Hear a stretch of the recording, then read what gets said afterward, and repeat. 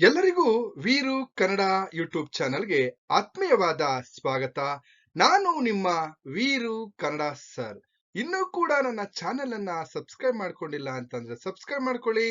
ಹಾಗೆ ನಿಮ್ ಸ್ನೇಹಿತರಿಗೂ ಕೂಡ ನನ್ನ ಚಾನೆಲ್ ಬಗ್ಗೆ ಮಾಹಿತಿಯನ್ನ ನೀಡಿ ಅಂತ ಹೇಳ್ತಾ, ಈಗ 4ನೇ ಸೆಮಿಸ್ಟರ್ ಬಿಕಾಂ ವಿದ್ಯಾರ್ಥಿಗಳಿಗಾಗಿ ಮಲೆಮಹದೇಶ್ವರ ಕಾವ್ಯದಿಂದ ಆರಿಸಿಕೊಂಡಿರ್ತಕ್ಕಂತಹ ಶ್ರವಣದೊರೆ ಸಾಲು ಅನ್ನುವಂತಹ ಕಾವ್ಯ ಭಾಗದ ಬಗ್ಗೆ ಅಥವಾ ಜನಪದ ಕಾವ್ಯದ ಬಗ್ಗೆ ಇವತ್ತಿನ ತರಗತಿಯಲ್ಲಿ ಚರ್ಚೆಯನ್ನ ಮಾಡ್ತಾ ಇದ್ದೀನಿ. ಇವತ್ತಿನ ತರಗತಿಯಲ್ಲಿ ಶ್ರವಣದೊರೆ ಸಾಲು ಭಾಗ 3ರ ಬಗ್ಗೆ ಚರ್ಚೆಯನ್ನ ಮಾಡ್ತಾ ಇದ್ದೀನಿ. ನೋಡಿ, ಆಲ್ರೆಡಿ ಭಾಗ 1 ಭಾಗ 2 ನನ್ನ ಚಾನೆಲ್ ಅಲ್ಲಿ ಇದೆ. ಯಾಕೆಂತಂದ್ರೆ ವಿದ್ಯಾರ್ಥಿಗಳಿಗೆ ಸುಲಲಿತವಾಗಿ ಅರ್ಥ ಆಗಲಿ ಅಂತ ಹೇಳಿ ಹೀಗೆ ಕೆಲವು ನಾವು ಸುಮಾರು 4 ಭಾಗಗಳಾಗಿ ನಾನು ವಿಂಗಡಿಸಿದ್ದೀನಿ ಅಂತ ಹೇಳ್ತಾ, ಈಗ ಹಾಗಾದ್ರೆ ಪರೀಕ್ಷೆಯಲ್ಲಿ ನಿಮ್ಗೆ ಸುಮಾರು 10 ಅಂಕದ ಪ್ರಶ್ನೆಗಳಿಗೂ ಕೇಳ್ತಾರೆ, ಹಾಗೇನೆ 5 ಅಂಕದ ಪ್ರಶ್ನೆಗಳಿಗೂ ಕೂಡ ಕೇಳ್ತಾರೆ ಅಂತ ಹೇಳ್ತಾ, ಈಗ ನಾವು ನೇರವಾಗಿ ಈ ಶ್ರವಣದೊರೆ ಸಾಲು ಕಾವ್ಯ ಭಾಗದ ಬಗ್ಗೆ ಇವತ್ತಿನ ತರಗತಿಯಲ್ಲಿ ಚರ್ಚೆಯನ್ನ ಮಾಡೋಣ. ಭಾಗ 3ರ ಬಗ್ಗೆ ನೋಡಿ, ಮಲೆಮಹದೇಶ್ವರ ಅಥವಾ ಮಾದಪ್ಪ ಶ್ರವಣದೊರೆಯನ್ನ ಸಂಹಾರ ಮಾಡಿ ಬಂಕಾಪುರಕ್ಕೆ ಆಗ ಬಂದಂತಹ ಸಂದರ್ಭದಲ್ಲಿ ಆ ದೇವಾನುದೇವತೆಗಳು ಮಲೆಮಹದೇಶ್ವರನನ್ನ ನೋಡಿ, ಭಗವಂತ, ಇಲ್ಲಿ ಒಂದ್ ಕಡೆ ಉತ್ತರ ದೇಶದ ಮೈಕಾರ ಮಹಾದೇವ, ನೀನು ನಮ್ಮನ್ನ ರಕ್ಷಿಸಿ ನಿನ್ನಿಂದ ನಮಗೆ ಸ್ವರ್ಗ ಪ್ರಾಪ್ತಿಯಾಯಿತು ಅಂತ ಮಲೆಮಹದೇಶ್ವರರ ಹತ್ರ ಹೇಳ್ದಂತ ಸಂದರ್ಭದಲ್ಲಿ ಮಲೆಮಹದೇಶ್ವರರು ಆ ಎಲ್ಲಾ ದೇವಾನುದೇವತೆಗಳನ್ನ ಕೂರಿಸ್ಕೊಂಡು, ನಿಮಗೆ ಯಾವ ಸಮಯದಲ್ಲಿ ಜಾತ್ರೆ ಆಗ್ಬೇಕು, ಯಾವ ಸಮಯದಲ್ಲಿ ನಿಮ್ಗೆ ಹಬ್ಬ ಆಗ್ಬೇಕು ಅಂತ ದೇವಾನುದೇವತೆಗಳನ್ನ ಕೇಳಿದಂತಹ ಸಂದರ್ಭದಲ್ಲಿ ದೇವಾನುದೇವತೆಗಳು ಒಂದೊಂದು ದೇವತೆಗಳು ಒಂದೊಂದು ವಾರವನ್ನ ಹೇಳ್ತಾ ಹೋಗ್ತಾರೆ. ನೋಡಿ, ಶನಿವಾರ, ಶುಕ್ರವಾರ, ಸೋಮವಾರ, ಮಂಗಳವಾರ, ಹೀಗೆ ಪೂರ್ಣಮೆಯವರೆಗೂ ಕೆಲವೊಂದು ವಾರಗಳನ್ನ, ಕೆಲವೊಂದು ದಿನಗಳನ್ನ ದೇವಾನುದೇವತೆಗಳು ಇಲ್ಲಿ ಮಲೆಮಹದೇಶ್ವರರಿಗೆ ಹೇಳ್ತಾರೆ. ಹಾಗೆ ಅದರಂತೆಯೇ ಮಲೆಮಹದೇಶ್ವರರು ಅವರಿಗೆ ಹಬ್ಬಗಳನ್ನ, ಜಾತ್ರೆಗಳನ್ನ ಹಂಚ್ತಾರೆ.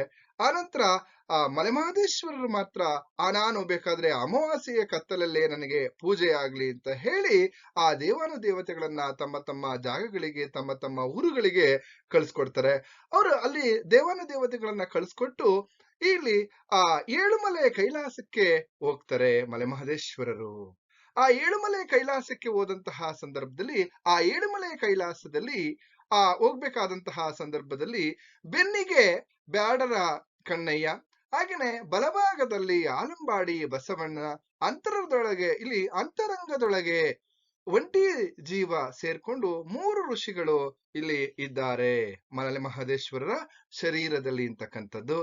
ಹಾಗೇನೆ ಇನ್ನು ಮುಂದೆ ನನಗೆ ಇನ್ನು ಮುಂದೆ ಮೈಸೂರು ದೇಶದಿಂದ ಬೇಕಾದಷ್ಟು ಜನ ನನ್ನ ಪರಿಸೆಗೆ ಬರ್ತಾರೆ, ಜಾತ್ರೆಗೆ ಬರ್ತಾರೆ, ಬಂದು ಜಾತ್ರೆಯನ್ನ ಮಾಡ್ತಾರೆ ಅಂತ ಅನ್ಕೊಂಡು ಮಲೆಮಹದೇಶ್ವರರು ಅಂದ್ರೆ ಮಾದಪ್ಪ ತನ್ನ ಗುರುಮಠವಾಗಿರ್ತಕ್ಕಂತಹ ಇನ್ನು ಉತ್ತಮವಾಗಿ ಬೆಳೆಯುತ್ತದೆ ನನ್ನ ಗುರುಮಠ ಸಾಲೂರು ಮಠ ಅಂತ ಹೇಳಿ ಹೇಳ್ಕೊಂಡು ಒಂದ್ ಕಡೆ ಬೇಕಾದಷ್ಟು ಜನ ಆಗ ಆಲ್ರೆಡಿ ಅಲ್ಲಿ ಏನ್ ಮಾಡ್ತಾ ಇದ್ರಪ್ಪ ಅಂತಂದ್ರೆ ಸಾಲೂರು ಮಠದಲ್ಲಿ ಅನೇಕ ಜನ ಭಕ್ತಾದಿಗಳು ಬಂದು ದೀಕ್ಷೆಯನ್ನ ಪಡ್ಕೊಳ್ತಾ ಇದ್ರು ಮಲೆಮಹದೇಶ್ವರನ ಭಕ್ತರಾಗಿ.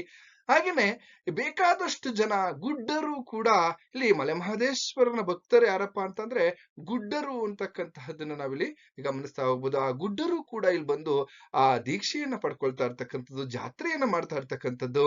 ಆದ್ರೆ ನನಗಿನ್ನೂ ಕೂಡ ಒಂದು 5 ಜನ ಋಷಿಗಳು ಬೇಕು ಅಂತ ಹೇಳಿ 3 ಜನ ಈಗ ಋಷಿಗಳಿದ್ದಾರೆ, ಇನ್ನೂ ಒಂದಿಬ್ರು ಋಷಿಗಳು ಬೇಕು ಅಂತ ಹೇಳಿ ಮಲೆಮಹದೇಶ್ವರರು ಮುಂದೆ ಹೋಗ್ತಾ ಇದ್ದಾರೆ. ಏಳುಮಲೆ ಕೈಲಾಸದಲ್ಲಿ ಕುಳಿತುಕೊಂಡು ಅರಗಣ್ಣಿನಿಂದ ನೋಡ್ತಾ ಇದ್ದಾರೆ.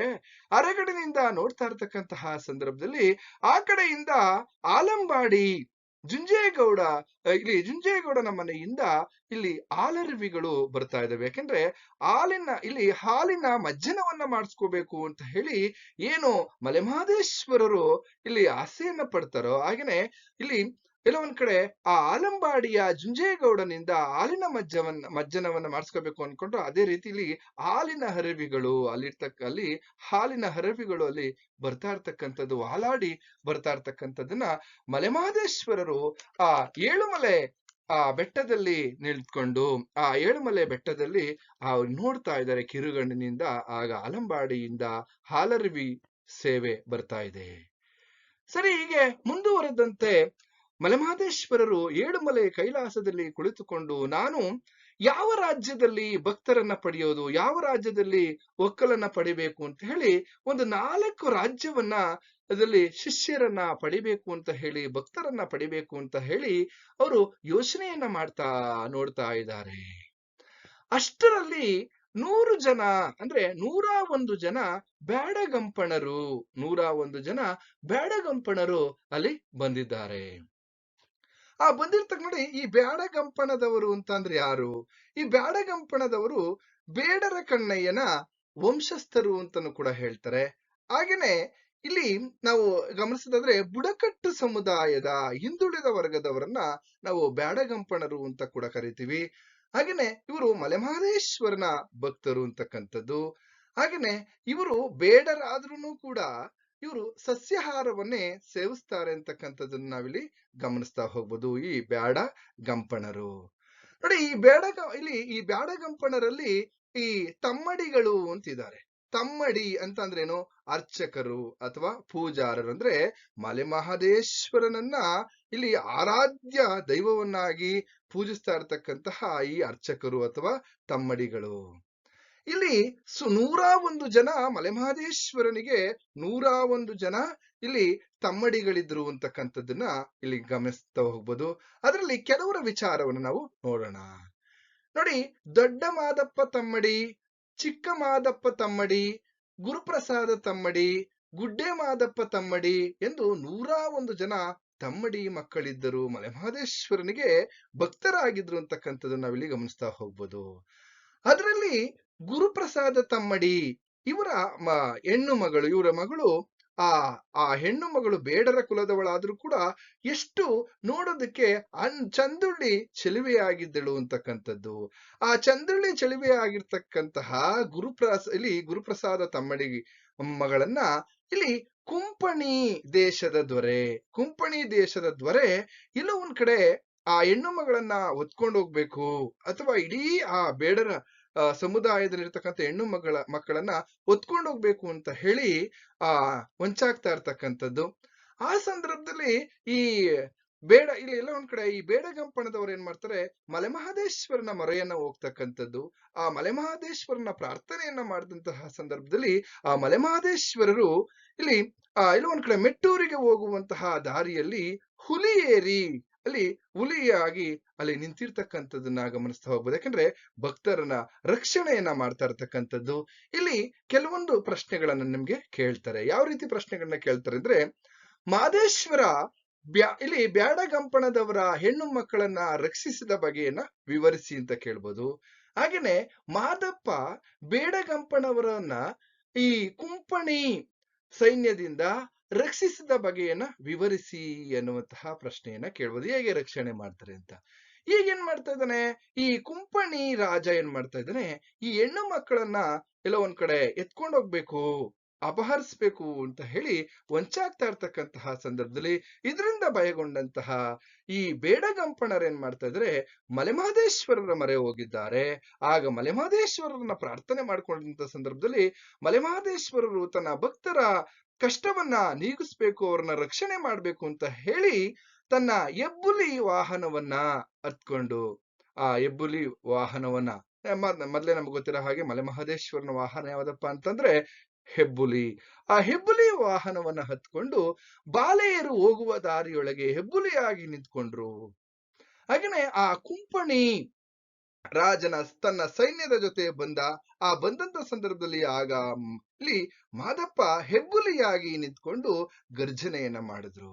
ಆ ಗರ್ಜನೆಯನ್ನ ಮಾಡಿದಂತಹ ಸಂದರ್ಭದಲ್ಲಿ ಎಲ್ಲ ಒಂದ್ ಕಡೆ ಮಲೆಮಹದೇಶ್ವರರ ಕುಂಪಣಿ ದೊರೆ ಸೈನ್ಯವನ್ನ ನಾಶ ಮಾಡಬೇಕು ಅಂತ ಹೇಳಿ ತನ್ನ ಮುತ್ತಿನ ಜೋಳಿಗೆಯಿಂದ ಏಳುಮಲೆ ಬಸವನನ್ನ ಕೈ ಮೇಲೆ ಇಟ್ಕೊಂಡು ಏನಾದ್ರೂ ಮಾಡಿ ಇವನನ್ನ ಈ ಕುಂಪಣಿ ಇವನು ಇದ್ದಾನೆ, ಯಾರೋ ಈ ದೊರೆ ಇದ್ದಾನೆ, ಇವನ್ ಸೈನ್ಯವನ್ನ ನಾಶ ಮಾಡ್ಬೇಕು ಅಂತ ಹೇಳಿ ತನ್ನ ಮುತ್ತಿನ ಜೋಳಿಗೆಯಿಂದ ಬಸವನನ್ನ ತೆಗೆದು ಕೈ ಮೇಲೆ ಇಟ್ಕೊಂಡು ಅವ್ರೇನ್ ಮಾಡ್ತಾ ಇದ್ರೆ ತಮ್ಮಾಡಿ ಮಕ್ಕಳನ್ನ ರಕ್ಷಣೆ ಮಾಡ್ಬೇಕು ಅಂತ ಹೇಳಿ ಏನ್ ಮಾಡ್ತಾರಪ್ಪ ಅಂತಂದ್ರೆ, ಉತ್ತರ ದೇಶದ ಮೈಕಾರ ಈ ಮಾದಪ್ಪ ಭಸ್ಮವನ್ನ ಪಿಡಿದು ಆ ಕುಂಪಣಿ ದೊರೆಯ ಸೈನ್ಯವನ್ನ ಇಲ್ಲ ಒಂದ್ ಕಡೆ ಇಡೀ ಆ ಸೈನಿಕರು ನಿಂತಹ ಜಾಗದಲ್ಲಿಯೇ ಇಲ್ಲಿ ಗೋರ್ಕಲ್ಲಾಗಿ ನಿಂತುಕೊಳ್ಳಿ ಅಂತ ಹೇಳಿ ಇದು ಒಂದ್ ಕಡೆ ಶಾಪವನ್ನ ಹಾಕ್ತಕ್ಕಂಥದ್ದು.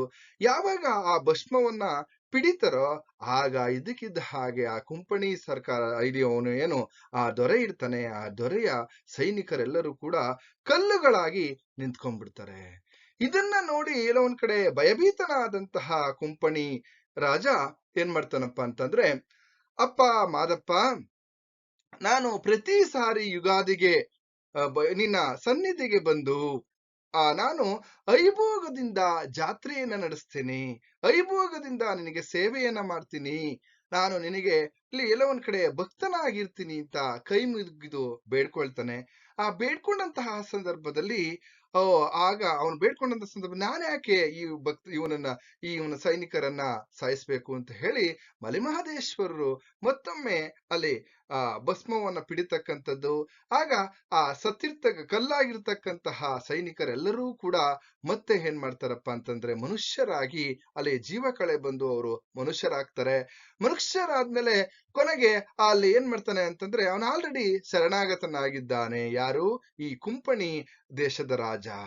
ಆಗ ಅವನು ಹೇಳ್ತಾ ಇದ್ದಾನೆ, ಪ್ರತಿ ವರ್ಷ ನಾನು ಯುಗಾದಿ ಹಬ್ಬದಲ್ಲಿ ಬಂದು ಜಾತ್ರೆಯನ್ನ ಮಾಡ್ತೀನಿ ಅಂತ ಹೇಳಿರ್ತಕ್ಕಂಥದ್ದು, ನಾನು ನಿನಗೆ ಸೇವೆಯನ್ನ ಮಾಡ್ತೀನಿ ಅಂತ ಹೇಳ್ತಕ್ಕಂಥದ್ದು. ಇದೆಲ್ಲ ಆದ್ಮೇಲೆ ಅಲ್ಲಿಂದ ಸೀದಾ ಈ ಕುಂಪಣಿ ರಾಜನ ಸೈನಿಕರಿಗೆ ಜೀವಕಳೆಯನ್ನ ಕೊಟ್ಟು ಅವರಿಗೆ ಮರುಜೀವವನ್ನ ಕೊಟ್ಟು ಅಲ್ಲಿಂದ ಈಗ ಮಲೆಮಹದೇಶ್ವರರು ಆ ನಡುಮಲೆಯಲ್ಲಿ ಇಷ್ಟೆಲ್ಲ ವಿಚಾರಗಳನ್ನ ಮಾಡ್ತಾ ಈಗ ನಾಗುಮಲೆಗೆ ಹೋಗ್ಬೇಕು ಅಂತ ಹೇಳಿ ಹೊರಟಿದ್ದಾರೆ. ಆ ನಾಗುಮಲೆಯಲ್ಲಿ ಹೇಗೆ ಅಲ್ಲಿ ಬರ್ತಕ್ಕಂತಹ ಕುರುಬೇಗೌಡ ಅಥವಾ ಇಲ್ಲಿ ಕುರುಬಗೌಡ ಅಂತ ಕರಿತೀವಿ, ಅವನ ಒಂದು ಹೇಗೆ ಅವನ ಪರೀಕ್ಷೆಯನ್ನ ಮಾಡ್ತಾರೆ ಅಥವಾ ಅವನ ಭಕ್ತಿಯನ್ನ ಯಾವ ರೀತಿ ಪರೀಕ್ಷೆ ಮಾಡ್ತಾರೆ ಅಂತಕ್ಕಂಥದ್ದನ್ನ ನಾನು ಭಾಗ 4ರಲ್ಲಿ ತಿಳಿಸ್ತೀನಿ. ಈಗ ಭಾಗ 3ರಲ್ಲಿ ನಾವು ಗಮನಿಸೋದಾದ್ರೆ, ಇಲ್ಲಿ ಬೇಡಗಂಪಣದವರ ಆ ಹೆಣ್ಣು ಮಕ್ಕಳನ್ನ ಮಲೆಮಹದೇಶ್ವರರು ಯಾವ ರೀತಿ ರಕ್ಷಣೆ ಮಾಡಿದ್ರು, ಹಾಗೇನೆ ಈ ಕುಂಪಣಿ ದೊರೆಯನ್ನ ಯಾವ ರೀತಿ ಎಲ್ಲ ಒಂದ್ ಕಡೆ ಶಿಕ್ಷಿಸಿದ್ರು ಅಂತಕ್ಕಂಥದ್ದು. ಆನಂತರ ಕುಂಪಣಿ ದೊರೆ ಇಲ್ಲಿ ಮಲೆಮಹದೇಶ್ವರರಿಗೆ ಯಾವ ರೀತಿ ಬೇಡ್ಕೊಳ್ತಾನೆ, ನಾನು ಯಾವ ರೀತಿ ಸೇವೆಯನ್ನ ಸಲ್ಲಿಸ್ತೀನಿ ಅಂತ ಹೇಳ್ತಾನೆ. ಇದಿಷ್ಟು ವಿಚಾರಗಳನ್ನ ಈ ತರಗತಿಯಲ್ಲಿ ತಿಳ್ಕೊಂಡಿದೀವಿ ಅಂತ ಹೇಳ್ತಾ ನಿಮ್ಗೆಲ್ರಿಗೂ ಕೂಡ ಅರ್ಥ ಆಗಿದೆ ಅಂತ ಭಾವಿಸ್ತಾ ಈಗ ಮುಂದಿನ ತರಗತಿಯಲ್ಲಿ ಮತ್ತೊಮ್ಮೆ ಸಿಗೋಣ ಅಂತ ಹೇಳಿ ಎಲ್ರಿಗೂ ಶುಭವಾಗ್ಲಿ.